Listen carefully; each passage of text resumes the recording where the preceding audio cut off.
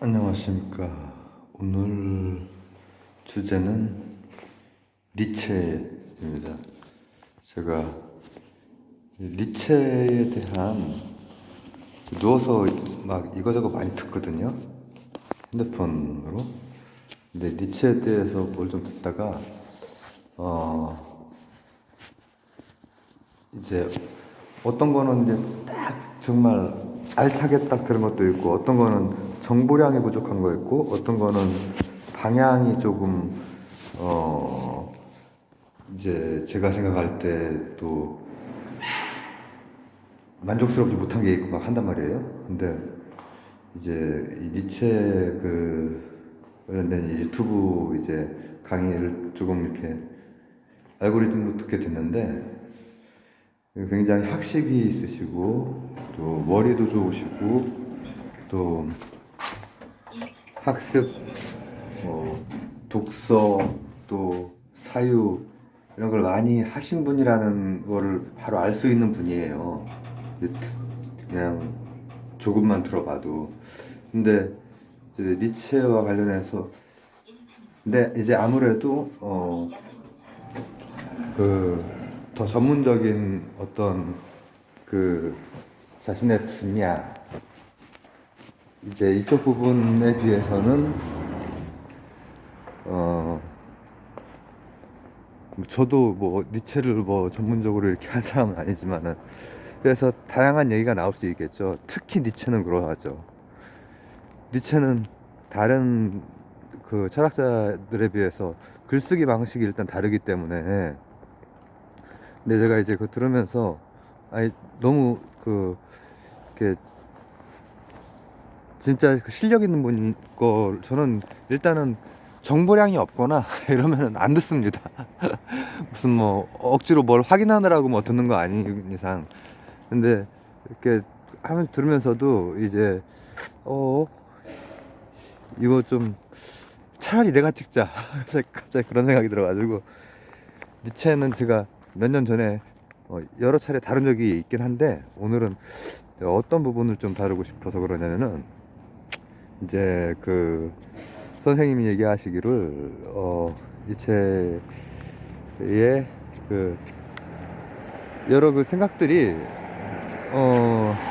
처음에 조금 그 이해가 조금 되는 부분에서부터 시작해서 점점 들어갈수록 난해하고 해석하기 나름이고, 이제 이런 부분, 이제 이런 그 어떤 거를 비유적으로 이제 표현을 하셨는데, 저는 이제 그렇게 생각하지를 않거든요. 예를 들면은 초인부터 시작을 해서 어 요즘에는 이제 그 힘의 의지 이렇게 많이 또 쓰긴 하는 것 같은데, 권력 의지 뭐 한 다음에 이제 뭐 영원회기까지 이렇게 가는 그 과정이 갈수록 굉장히 험난하다. 근데 물론 어렵죠. 어려운데, 니체가 원래 이제 그 고전 연구자였다라고 하는 것을 생각을 하면은, 글쓰기 자체가 자신이 사유하고 있는 세상과 사람에 대한 이것을 표현해내는 방식은 어 일부러 그렇게 쓴 거죠. 그렇죠? 일부러. 이를테면은 호메루스의 글쓰기와 뭐 예를 들어서 아리스토텔레스의 글쓰기, 플라톤의 글쓰기는 다를 수밖에 없잖아요. 미토스에서 로고스로 넘어오는 그 차이가 있죠. 그러나 그 사이에는 굉장히, 제가 예전에 그리스 철학할 때 사이에는 단편으로 남아있는, 우리가 이제 그 굉장히 오래전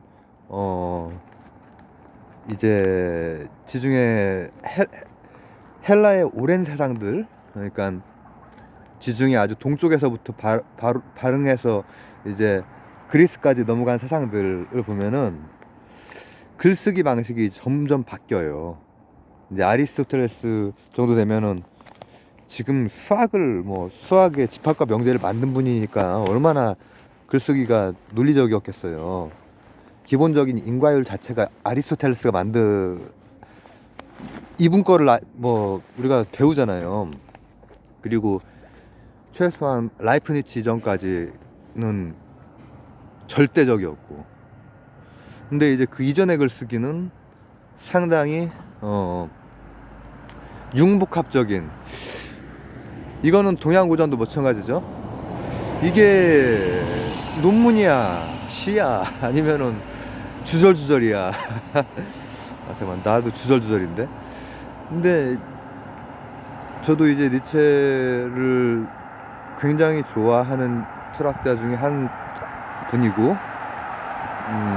이렇게 뭐 열심히 여러 차례 읽어보기도 하고 했는데 어려워요. 어려운데 그 쓴 방식은 의도적으로 그렇게 쓴 거다. 고전을 연구했던 분이고, 거기에서 자신이 표현하는 방식을 선택을 한 거다. 그래서 뭐 앞쪽에 해결처럼 그렇게 쓰지 않잖아요. 뭐 절대 정신이 나오고 그러지 않잖아요. 근데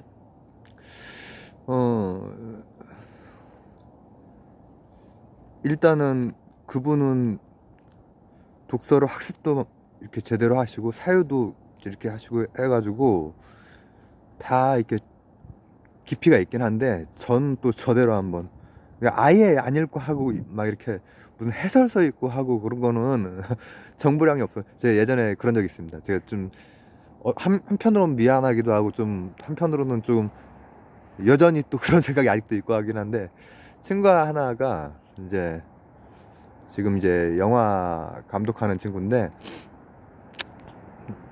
이제 뭐 진로를 바꾼 친구죠. 근데 그 친구가 니체 얘기를 막 합니다. 하는데, 그리고 장자 얘기를 막 하고, 근데 저는 이제 대학교 한 1학년, 2학년 이때쯤에 이제 그런 책들을 많이 이제 읽던 시기라서 얘기를 듣자마자 안 읽은 거를 바로 알거든요. 한 1, 2년, 한 3년 정도 제대로 읽었다 그러면은 그 철학이라고 하는, 뭐 예를 들어 철학책을 읽었다 그러면은 거기에 주요 쟁점들은 다 한 번씩은 걸리게 되어 있기 때문에, 안 읽었는데 해서 내가 이제 그때 그 말을 했어요. 조금 재수없을 수 있었을 것 같은데 그 친구는 하여튼, 내가 그 친구한테 그거는 그 사상가가 직접 쓴 책을 읽고 그 얘기를 해야 토론이 진행이 된다, 이렇게 얘기를 했더니 기분이 확 상한 그 표정을 제가 이거 잊지 못하겠는데, 저는 지금도 그렇게 생각하거든요. 지금도 예를 들어서 니체나 장자 같은 경우에 워낙에 해석서가 많고 다양하게 이렇게 낼 수가 있어가지고 완전히 뭐 잘못 가면은 경강노예가 될 수가 있고 한데,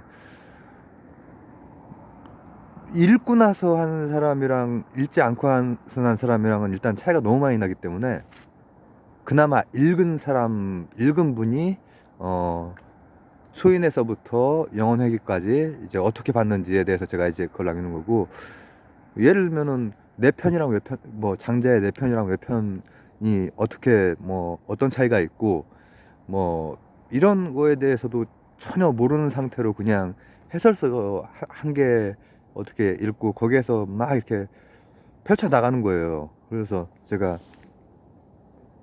안 읽은 티가 나니까는 그렇게, 결국은 안 읽었다고 말하는 셈이구나.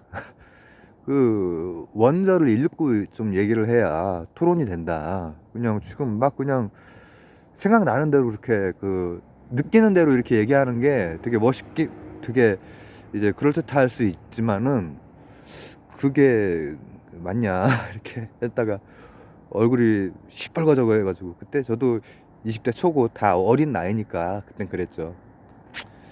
근데 이제 지금쯤이라면 그 친구도 제가 만약에, 저는 지금도 그런 말을 할 것 같고 만약에 그러면은 그 친구가 얼굴 시뻘개지거나 그러지 않지 않을까. 그렇습니다. 아마 그 친구는 제가 좀 싫었을 것 같아.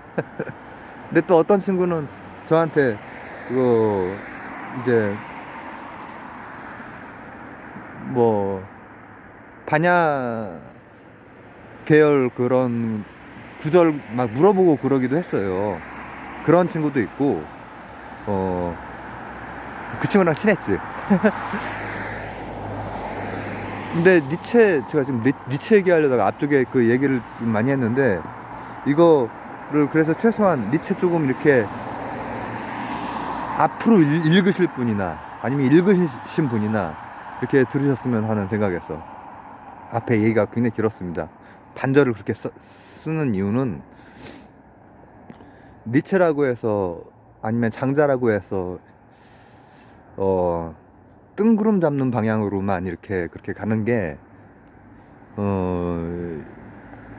그런 장자 같은 경우에도 그렇지만은 장자는 사실 어디까지가 장자가 쓴 건지도 몰라요. 이게 편이 다 갈라져 있어 가지고요. 근데 이제 니체는 확실히 니체가 쓰긴 했는데, 일단은 이제 뭐 오버맨이라고 이렇게 영어로는 이렇게 되는 그 독일어는 발음 모르니까 그 초엔은 뭐 시적으로 표현되고 그럴 수 있지만은 이게 결국은 이제 이 사람이 지향하는 삶의 방식, 초인에서부터 영혼 회귀까지. 영혼 회귀는 뭐 굉장히 어렵죠. 어려운데 그게 뭐 아주 뜬구름 잡는 방향으로 막 이렇게 갈 만한 것은 아니고, 이 사람이 지향하는 바는 나름대로 뚜렷해요. 이 사람은 예수를 존경하지만 당대 크리스교를 굉장히 비판했던 사람이고, 그리고 이 사람 삶의 실천이 되게 중요했기 때문에 어떻게 하면 낙타에서, 노예에서, 그 다음에 최종적으로는 어린이 같은 이 순간에 존재할 수 있는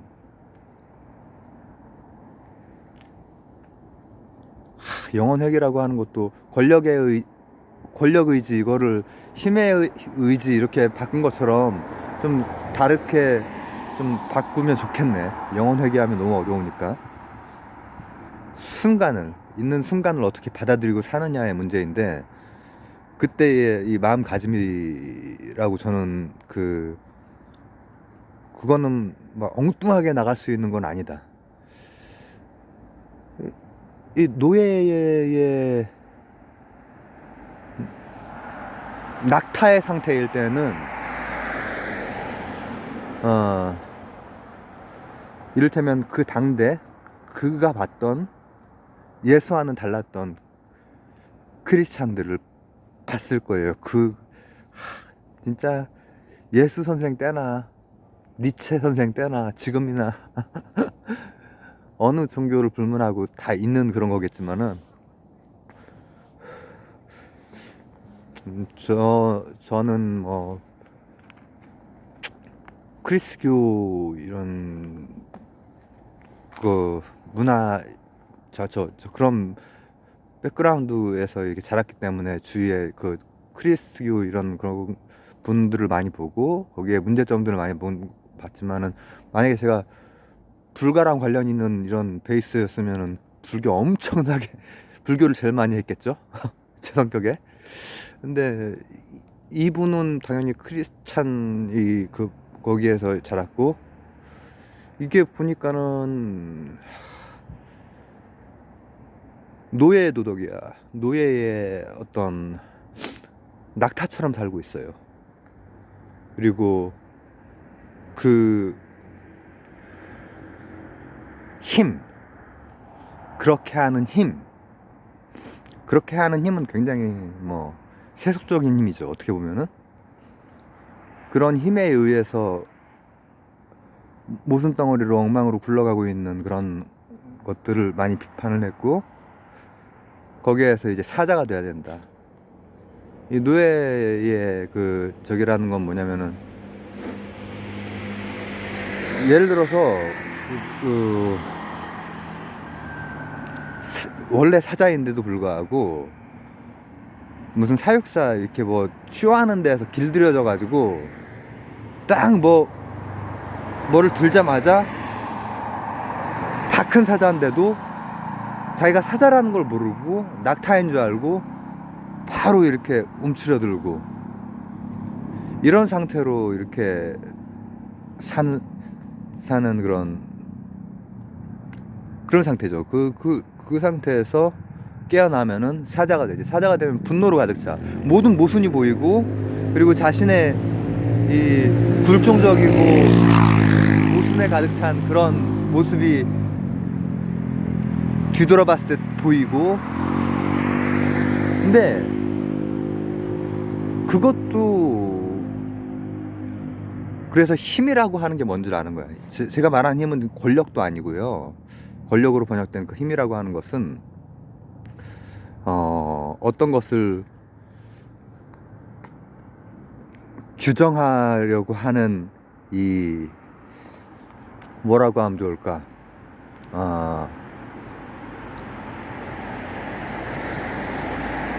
뭐라고 하면 좋을까? 모든 그 에너지들이 몰려있는 이래서 어렵구나. 내가 해도 어렵네. 몰려있는, 그리고 논리가 흘러나오고 하는 그런 것을 힘이라고 합니다. 힘. 그래서 권력으로 번역이 된 다음에 우리나라에선 저 사람은 권력 의지가 없어가지고 말이야 뭐 이렇게 그 정치인들한테 많이 쓰지만, 권력 의지라고 하는 것은 그 자체의 주인이 되려고 하는, 낙타에서 사자. 근데 그 사자도 답이 아니라는 거야. 니체 선생은 분노하는 것은 그렇게 해서 분노하고,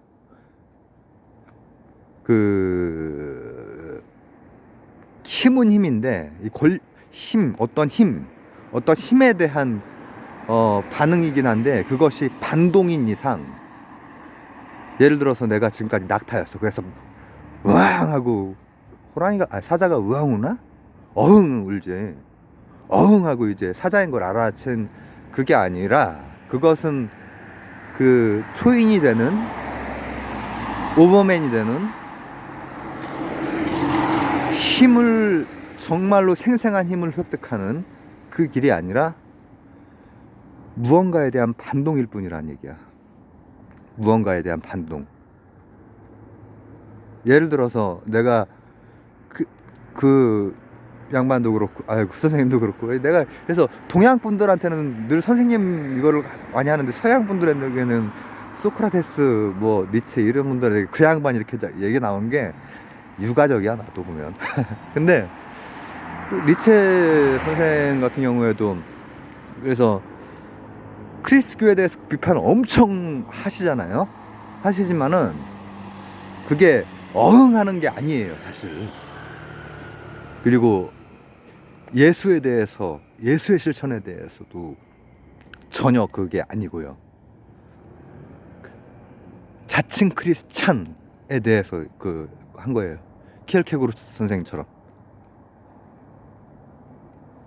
근데 어흥 이게 아니라, 어흥에서 그 힘과 관련해서 반동적일 수밖에 없는, 그 반동으로는 무엇도 해결이 되지 않는다.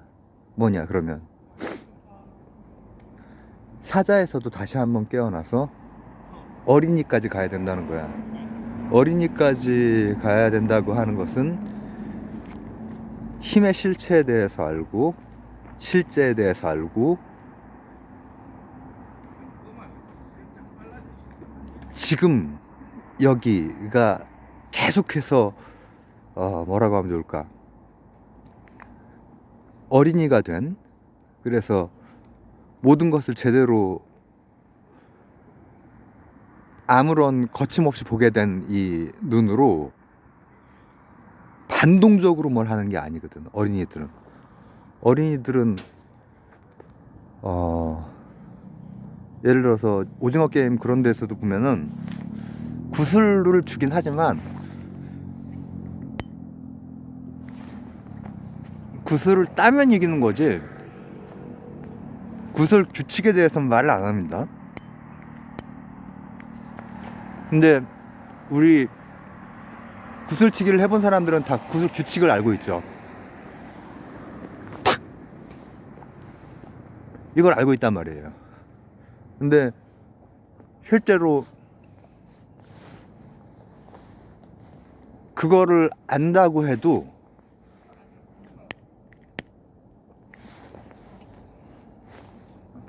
구슬 가지고 할 수 있는 놀이는 한 28,425개 정도 될 겁니다.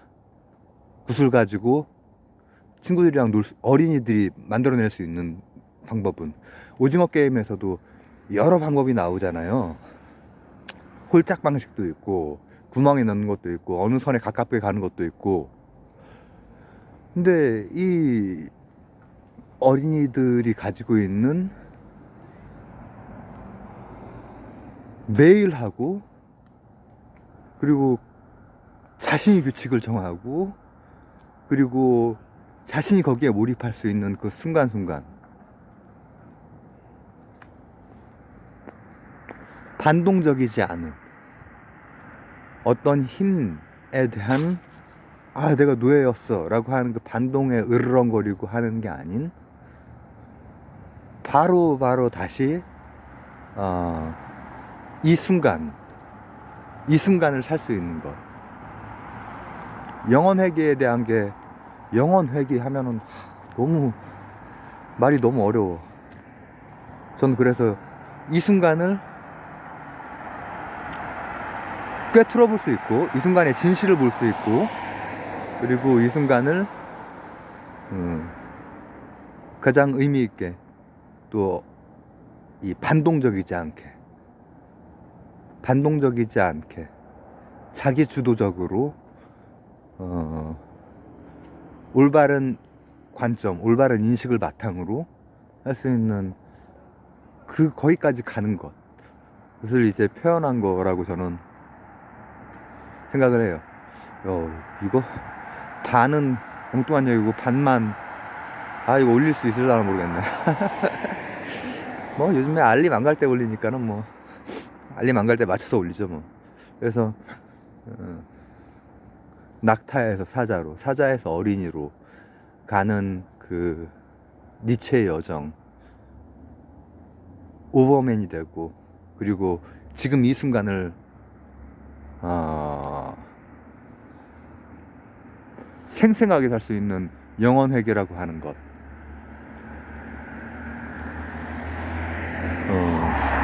그것은 그렇게 어렵지 않다. 그리고 어쨌든 제가 저보다 훨씬 더 조리 있게 말도 잘하시고, 학식도 높으시고, 머리도 좋으시고 그런 분이시지만, 이제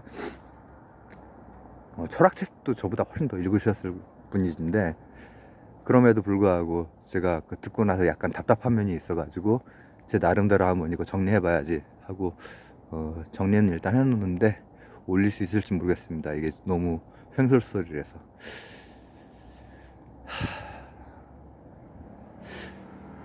그래서 그렇게 점점 가까워지고 싶네요. 저도